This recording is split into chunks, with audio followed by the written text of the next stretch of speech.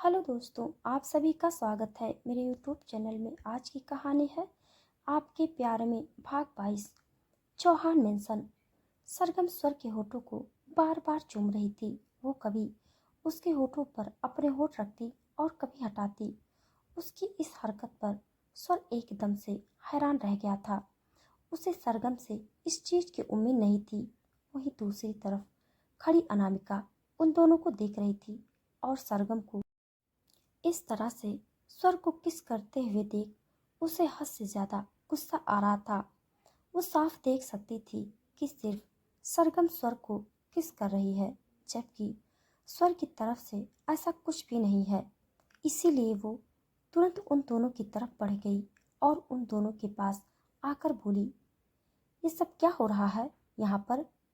उसकी आवाज़ सुनकर सरगम एकदम सुर्खी और उसकी आंखें बड़ी हो गई।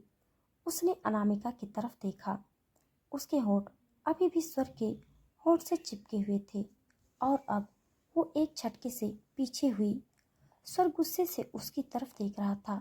शायद वो उन दोनों अकेले में होते तो अब तक तो स्वर खुद उसे पकड़कर किस करने लगता, लेकिन वो दोनों बाहर थे। शायद इसीलिए वो खुद पर कंट्रोल कर गया। अनामिका सरगम की तरफ देखते हुए बोली, कितनी बेशर्म हो तुम ना। आई मीन मिस्टर चौहान, तुम्हारी तरफ देखते भी नहीं और तुम हो कि उन्हें पकड़कर यूं ही किस करने लगी। तुम्हारे अंदर जरा से भी शर्म नहीं है क्या? अभी वो बोल ही रही थी कि स्वर गुस्से से उसकी तरफ देखते हुए बोला, mind your language miss Anamika. अगर सरगम ने कुछ किया है तो मेरे साथ किया है। आपको किसी नहीं कहा मेरी वकील बनकर उसके सामने अपना केस खोलने के लिए। उसकी बात सुनकर अनामिका एकदम से चुप हो गई। वहीं सरगम ने अपनी नजरें झुका ली।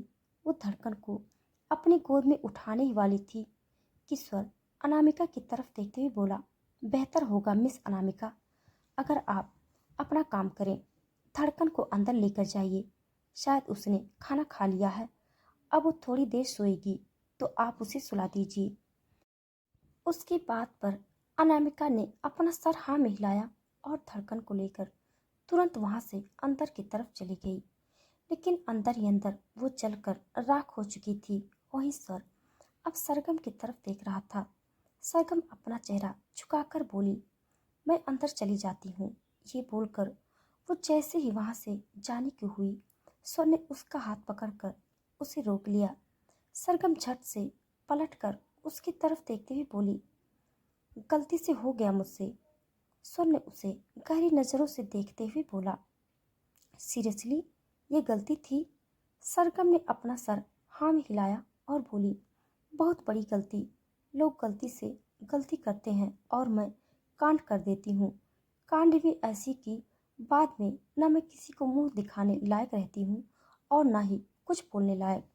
हो सके तो मुझे माफ़ कर दीजिएगा और मेरी इस हरकत को भूल जाइएगा।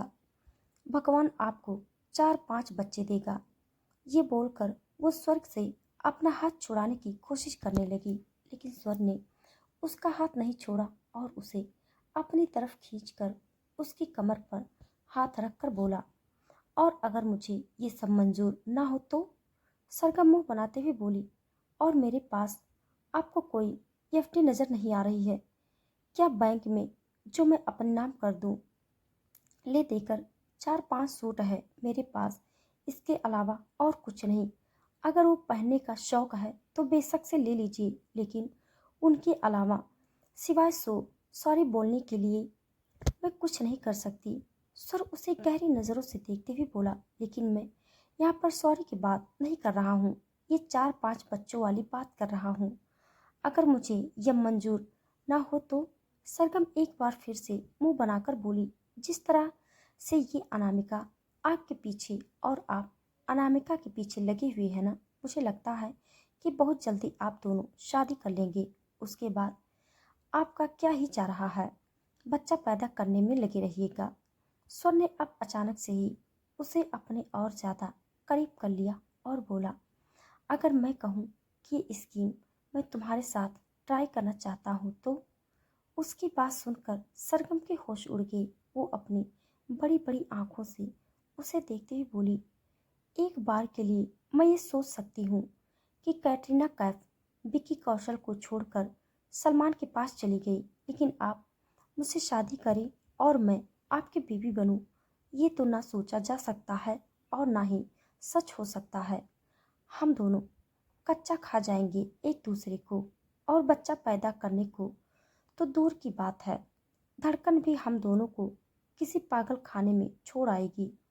उसकी बातें सुनते हुए स्वर मुस्कुराया और बोला, तुम्हें एक बात पता है, और कुछ तुम्हें आए ना आए, लेकिन एक चीज तुम्हें बहुत अच्छी तरह से आती है, बकवास करना।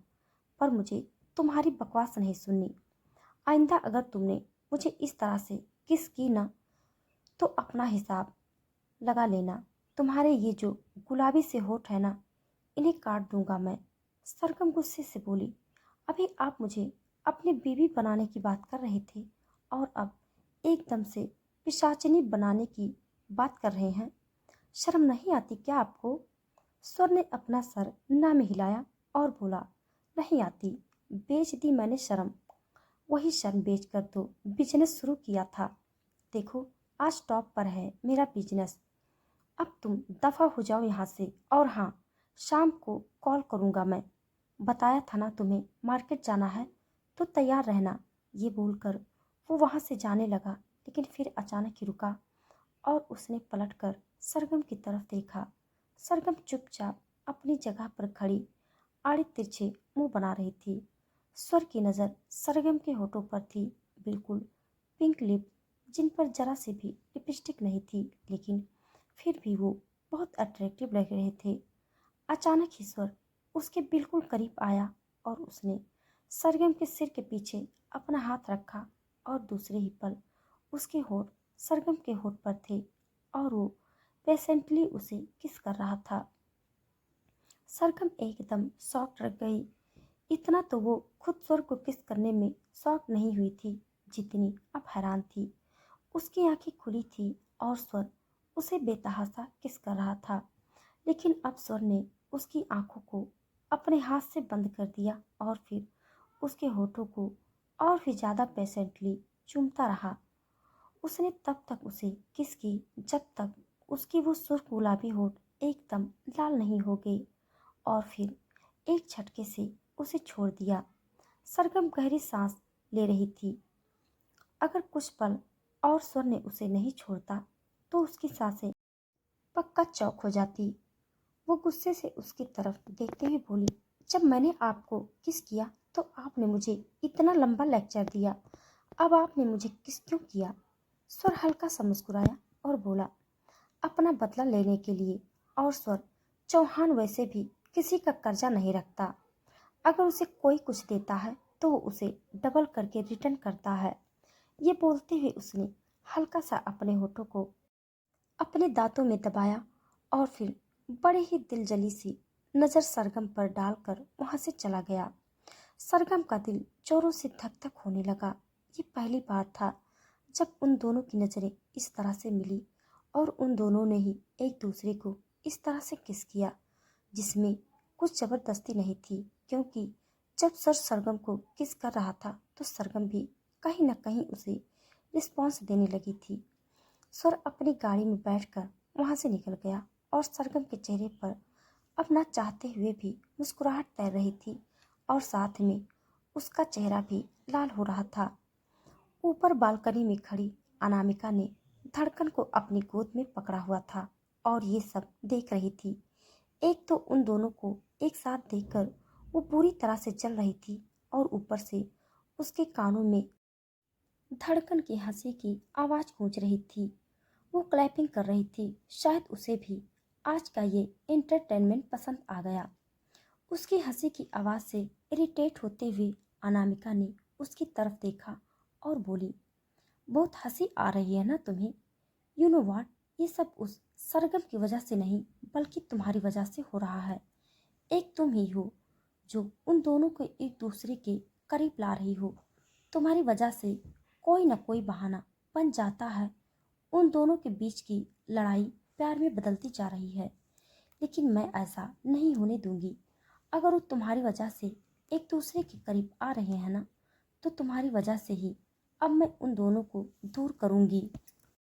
बहुत शौक है ना सरगम को तुम्हारी माँ बनने का, अब वो तुम्हारी मर्डर बनेगी। ये बोलते हुए उसके चेहरे पर डेविल एक्सप्रेशन आ गए थे, क्योंकि इस वक्त उसके दिमाग में बहुत कुछ खतरनाक चल रहा था। कल धड़कन का बर्थडे था और कल के दिन ही वो कुछ ऐसा करने का सोच रही थी जिससे स्वर और सरगम हमेशा के लिए अलग हो जाए। वहीं दूसरी तरफ मेहरा इंडस्ट्रीज एक शख्स अपने केबिन में बैठा था और उसकी नज़रें सामने खड़े अपने असिस्टेंट पर थी जिसका नाम प्रत्युष था। वो प्रत्युष की तरफ देखते हुए बोला, मैंने तुमसे सरगम से कांटेक्ट करने के लिए कहा था, लेकिन नहीं, अब तक तुम मुझे ना ही उसकी कांटेक्ट इन्फॉर्मेशन लाकर दे पाए और ना ही मेरी उससे बात करवा पाए हो।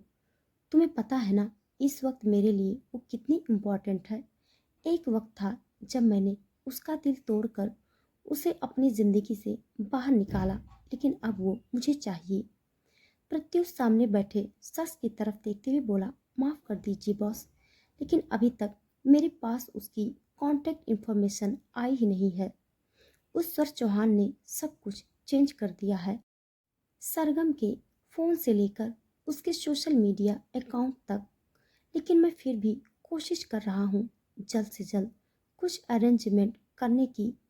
अभी वो बोल ही रहा था कि सामने बैठे शख्स का फ़ोन बजने लगा और उसने अपने फ़ोन की तरफ देखा जिस पर अनामिका लिखा हुआ था। वो तिरछा मुस्कुराया और बोला, शायद अब तुम्हें कुछ करने की ज़रूरत ही नहीं है, मैं बैकअप प्लान लेकर चलता हूँ। जो मुझे चाहिए अब वो मुझे ये लड़की देगी। ये बोलकर उसने उस कॉल को अटेंड कर लिया। स्वर अपना काम कर रहा था, लेकिन उसका काम में मन नहीं लग रहा था, क्योंकि बार बार उसकी आंखों के सामने सरगम का चेहरा घूम रहा था। जिस तरह से आज उसने सरगम को किस किया, वो सब सोचते हुए पता नहीं क्यों, लेकिन उसका चेहरा हल्का हल्का गुलाबी हो रहा था। उसने अचानक ही अपनी फाइल को बंद किया और अपना सर पीछे सीट पर टिकाते हुए बोला, मैं बार बार उसके बारे में क्यों सोच रहा हूँ। उसने मुझे किस किया और मैंने अपना बदला पूरा करने के लिए उसे वापस किस कर दिया। इसमें ऐसे बार बार सोचने वाली बात तो कोई है ही नहीं। पता ही नहीं क्यों वो लड़की मेरे दिमाग में आकर बैठ गई है। ऐसा लग रहा है जैसे उसने मेरा दिमाग रेंट पर ले लिया हो। ये बोलकर सुर खुद हैरान हुआ, क्योंकि वो बिल्कुल सरगम की तरह बात कर रहा था। उसने फ्रस्ट्रेट होकर एक गहरी सांस ली और वापस अपने काम में ध्यान लगाने की कोशिश करने लगा। तभी उसकी नज़र सामने वाल फ्लॉग पर गई। उसे धड़कन के लिए शॉपिंग करनी थी, जिसके लिए उसने सरगम को बोल भी रखा था, लेकिन अभी काफ़ी वक्त पड़ा था। पर पता नहीं क्यों अचानक उसने सरगम को फ़ोन मिला दिया। वहीं सरगम, जो इस वक्त धड़कन के साथ सोई हुई थी, जैसे ही फ़ोन बजा उसने तुरंत फ़ोन उठाया और गुस्से से बोली, पागल हैं क्या आप चौहान साहब, इस तरह से कोई फ़ोन करता है क्या। अगर धड़कन उठ जाती तो। स्वर तुरंत बोला, और क्या, नाच कर फ़ोन करूं। मतलब क्या है तुम्हारा कि कोई इस तरह से फ़ोन करता है। मुझे क्या पता, अब तुम धड़कन के पास ही हो और धड़कन सो रही हो। ये बोलकर स्वर ने अपने होठों पर अपना हाथ रख लिया। वो एक बार फिर से सरगम की लैंग्वेज बोल रहा था। वहीं सरगम गुस्से से बोली, अगर आपको नहीं पता है तो पता रखिए ना, क्या फ़ायदा स्वर चौहान होने का, अगर आप ये छोटी सी बात का पता नहीं रख सकते। ऐसा कीजिए, अपने रूम में कैमरा लगवा लीजिए, उसके बाद हम दोनों जो कांड करेंगे वो भी उस कैमरा में कैप्चर होते रहेंगे। अगर किसी दिन आपका बिजनेस फ्लॉप हो गया तो आप वो वीडियो बेच बेच कर पैसे कमा लेना। उसके बाद सुनकर स्वर मुंह बनाते हुए बोला, तुम कुछ ढंग का नहीं बोल सकती हो क्या। सरगम मुस्कुराई और बोली, आई लव यू। स्वर का दिल एक पल के लिए जोरों से धड़क उठा। वहीं अगले ही बोल सरगम तुरंत बोली, इतना ढंग का काफ़ी था या कुछ और बोलूं? ये लाइन तो ढंग की है, लेकिन जिस इंसान को मैंने ये लाइन कही है वो ढंग का बिल्कुल नहीं है। इसीलिए मेरा आई लव यू मेरे पास वापस। आपको तो मैं लाइक यू भी ना करूं, लव यू करना तो दूर की बात। आप बस मुझे ये बताइए कि आपने मुझे फ़ोन क्यों किया है? इतना अच्छा सो रही थी, मेरी पूरी नींद खराब कर दी। सर जो अचानक ही अपनी बढ़ती हुई धड़कनों को महसूस कर रहा था। सरगम की बाकी बात सुनकर अब उसने मुंह बनाया और बोला, जाओ तुम सो ही जाओ, और कुछ तो तुम्हारे बस का है भी नहीं। ये बोलकर उसने तुरंत कॉल डिस्कनेक्ट कर दिया। वहीं सरगम अपने फ़ोन की तरफ देखती रह गई। वो मुंह बनाकर बोली, अजीब पजामा इंसान है, पहनना भी नहीं और फेंकना भी नहीं। ये बोलकर वो कुछ पल फ़ोन को देखती रही और फिर उसने दोबारा स्वर को कॉल किया। वहीं जैसे ही स्वर का फ़ोन बजा उसने भी तुरंत कॉल रिसीव किया और गुस्से में खींचकर बोला, अब क्या है? सरगम एक गहरी सांस लेकर बोली, अच्छा ठीक है, अब ना आप कोई फालतू बात कीजिएगा और ना ही मैं करूँगी। ना आप गुस्सा कीजिएगा और ना ही मैं करूँगी। आप मुझे वो बात बताइए जो बात बताने के लिए आपने मुझे कॉल किया था। सर ने भी एक गहरी सांस ली और बोला, ओके फाइन, मैंने तुम्हें ये बोलने के लिए फ़ोन किया था कि आधे घंटे के बाद मैं घर आ रहा हूँ। अंदर नहीं आऊँगा, सिर्फ पार्किंग एरिया में आऊँगा, इसीलिए तुरंत रेडी हो जाओ। सरगम गुस्से से बोली, आप एक काम कीजिए, फ़ोन काट दीजिए। आधे घंटे में मैं रेडी कैसे होंगी? और अभी तो धड़कन भी सो रही है, उसे उठाऊंगी, तैयार करूंगी और फिर खुद भी तैयार होंगी। आधा घंटा बहुत कम है चौहान साहब, थोड़ा और वक्त दीजिए ना। सर सार्कास्टिक वे में बोला, तुम्हें तैयार होने की क्या ज़रूरत है? मेकअप करो या नहीं? लगती तो तुम चुड़ैल ही हो। सर का मुंह बनाते हुए बोली, आप एक काम कीजिए, अपनी अनामिका को ही ले जाइए शॉपिंग के लिए। हूर परी तो वही है, बाकी सब तो चुड़ैल ही हैं। और अब ना फ़ोन काट दीजिए वरना फ़ोन में घुसकर आपका टेटुआ दबा दूंगी मैं। ये बोलकर उसने खुद से कॉल काट दिया और फ़ोन तकिए के नीचे रखकर अब वापस अपनी आंखें बंद कर ली। सर गुस्से से अपने फ़ोन की तरफ देखते हुए बोला, इसकी हिम्मत कैसे हुई मेरे सामने इस तरह की बकवास करने की? मैं भी देखता हूँ ये मेरा क्या बिगाड़ती है। ये बोलते हुए उसने एक बार फिर से सरगम को कॉल किया। अगले ही पल सरगम का फ़ोन बजा तो उसने कॉल रिसीव किया और फ़ोन अपने कान से लगाते हुए बोली, बोलिए। सर गुस्से से बोला, तुम तैयार हो रही हो या नहीं? सरगम मुस्कुराते हुए बोली, इतना तो मैं भी आपको जानती हूँ कि आपने अब ये पूछने के लिए तो मुझे फ़ोन नहीं किया है, खरी खरी सुनाने के लिए फ़ोन किया होगा, तो फिर सुनाइए ना, चुप क्यों हैं? स्वर ने एक गहरी सांस लेकर बोला, मुझे तुम्हें कुछ नहीं सुनाना, बस इतना पूछना है कि तुम आधे घंटे में तैयार हो रही हो या नहीं? सरगम भी एक गहरी सांस लेकर बोली, ठीक है, लेकिन 45 मिनट लगेंगे। स्वर तुरंत बोला, ओके, दिए, लेकिन 45 मिनट के बाद 1 मिनट फालतू नहीं दूंगा। ये बोलकर उसने कॉल डिस्कनेक्ट किया और फ़ोन टेबल पर रखा। अब एक बार फिर से उसने गहरी सांस ली। उन दोनों के ढंग से बात करना भी पॉसिबल नहीं था। इतनी तो वो दोनों एक दूसरे से बात नहीं करते थे जितनी लड़ाई करते थे। लेकिन अब स्वर ने अपने माथे पर अपना हाथ रखा और हंसने लगा। वहीं दूसरी तरफ सरगम ने धड़कन की तरफ करवट ली और उसे देखते हुए बोली, थैंक गॉड कि तुम्हारा असली बाप नहीं है। अगर तुम इसकी तरह होती ना तो सच बता रही हूँ, तुम्हारी भी पोंगी बजा देती मैं। दोनों बाप बेटी मिलकर मेरी नींद खराब करने में लगे रहते हो। ये बोलकर वो अंगड़ाई लेते हुए बिस्तर से उठी और फिर रेडी होने लगी। वो अपने रूम में नहीं बल्कि आराम से स्वर के रूम में फैलकर सो रही थी। कुछ ही वक्त में वो खुद भी रेडी हुई और उसने धड़कन को भी रेडी कर लिया था। जब वो धड़कन को लेकर सीढ़ियां उतरते हुए नीचे आई तो उसकी नज़र अनामिका पर गई। वो वहीं हाल में सोफे पर बैठी खुद को मिरर में देख रही थी। उसे देखते हुए सरगम ने मुंह बनाया और बोली, इन्हें मैं चुड़ैल नजर आती हूँ, और ये जो चुड़ैल साक्षात यहाँ पर बैठी है, ये तो उन्हें कहीं की मल्लिका शेरावत लगती है। मल्लिका शेरावत की काम वाली बाई भी इससे ज्यादा खूबसूरत होगी। ये बड़बड़ाते हुए वो बाहर की तरफ जा रही थी।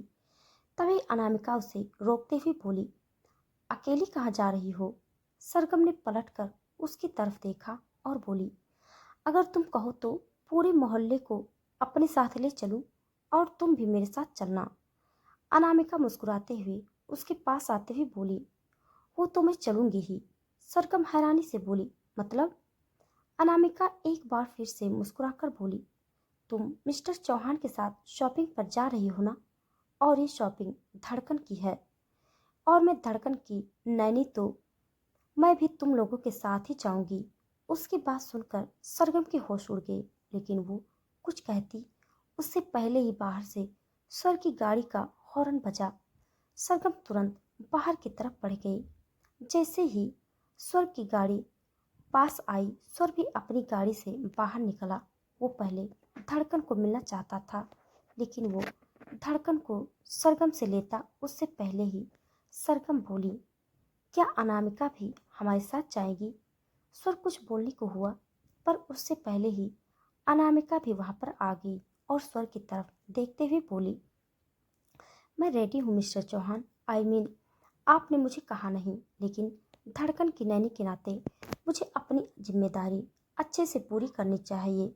इसीलिए मैं खुद से ही तैयार हो गई, ताकि मैं धड़कन को संभाल सकूं और आप लोग आराम से उसके लिए शॉपिंग कर सकें। उसकी बात सुनकर अब स्वर कुछ बोल नहीं पाया, लेकिन उसकी नज़रें सरगम पर थी, जिसके चेहरे पर गुस्सा साफ झलक रहा था। वो मुंह बनाते हुए गाड़ी की तरफ गई और अगले ही पल धड़कन को लेकर ही बैक सीट पर बैठ गई। स्वर गुस्से से उसकी तरफ देखने लगा। बैक सीट पर बैठने की बजाय वो फ्रंट सीट पर भी तो बैठ सकती थी। वहीं उसे बैक सीट पर बैठते हुए देख अनामिका के चेहरे पर तिरछी मुस्कुराहट थी। वो तुरंत फ्रंट सीट पर आकर बैठ गई। जैसे ईश्वर जाकर ड्राइविंग सीट पर बैठा तो मुस्कुराते हुए वो बोली, वो एक्चुअली आप अकेले आकर बैठे हुए अच्छे नहीं लगते। आप कोई ड्राइवर थोड़ी ना है, इसीलिए मैं आगे बैठ गई। आपको कोई प्रॉब्लम तो नहीं है ना मिस्टर चौहान? स्वर ने फ्रंट मिरर में से पीछे की तरफ देखा, जहां सरगम मुंह बनाते हुए अपना चेहरा दूसरी तरफ घुमाकर बैठी थी और धड़कन उसके सीने से लगी हुई थी। वो उसकी तरफ देखते हुए बोला, नहीं, मुझे कोई प्रॉब्लम नहीं है। ये बोलते हुए उसकी आवाज़ थोड़ी इंटेंस थी। वहीं उसकी ये बात सुनकर सरगम का गुस्सा और भी ज़्यादा बढ़ चुका था। उसका मन तो कर रहा था कि वो अभी इसी वक्त गाड़ी से बाहर निकल जाए, लेकिन बात धड़कन की थी, इसीलिए उसने खुद को कंट्रोल कर लिया। स्वर ने गाड़ी स्टार्ट की और कुछ ही पलों में उसकी गाड़ी चौहान मेंशन से बाहर निकल गई। अनामिका के चेहरे पर इस वक्त तिरछी मुस्कुराहट थी। वो मन ही मन बोली, सॉरी धड़कन, लेकिन आज तुम्हारे बर्थडे से पहले ये शॉपिंग तुम्हारी लास्ट शॉपिंग होगी, और तुम अपना पहला बर्थडे तो सेलिब्रेट ही नहीं कर पाओगी, क्योंकि आज तुम जिंदा इस घर से बाहर तो जा रही हो, लेकिन वापस जिंदा इस घर में नहीं लौटोगी, क्योंकि आज का दिन तुम्हारा आखिरी दिन होगा। ये बोलते हुए उसने पलटकर पीछे सरगम की तरफ देखा, जिसकी गोद में धड़कन थी और अनामिका की गहरी नजरें धड़कन पर ही थी। तो दोस्तों, आज के लिए बस इतना। इसके आगे का भाग जानने के लिए आप सब मेरे साथ बने रहिए। हमारी कहानी आप सबको कैसी लग रही है, कमेंट बॉक्स में ज़रूर बताइएगा। तब तक के लिए धन्यवाद।